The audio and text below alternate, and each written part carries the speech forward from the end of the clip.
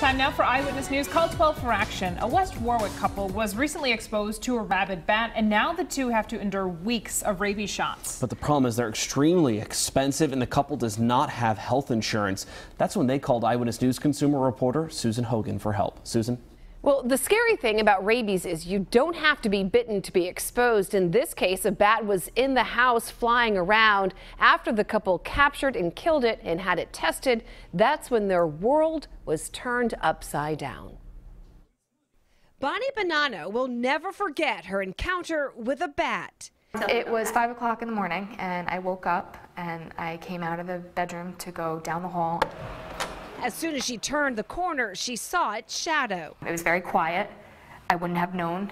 It didn't make any noise when it flew by me. Bonnie and her husband caught it, killed it, and then brought it to the Department of Health to test the bat for rabies. A phone call confirmed her worst fears. The bat you submitted for rabies testing this morning did have rabies. Both Bonnie and her husband were instructed by the Department of Health to get post-rabies exposure vaccinations as soon as possible.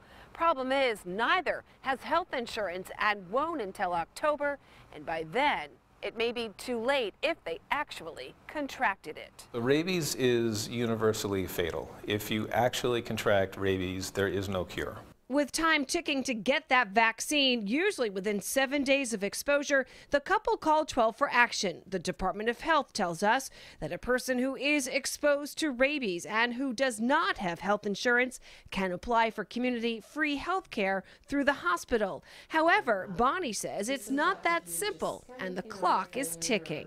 Depending on circumstances, maybe we can help you, maybe we can't. You got to be within certain financial income guidelines. Bonnie has started her series of shots since she was able to make arrangements with the hospital where she works, but her husband is still waiting. He is worried. It makes him nervous. At the same time, it's, where does he put his worries? Does he put his worries financially? Does he put his worries illness-wise? There's no way of saying.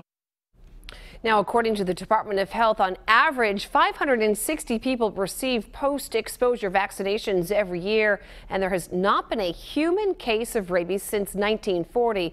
We have a lot more information for you about rabies exposure and how to prevent it. It's on our website right now at WPRI.com.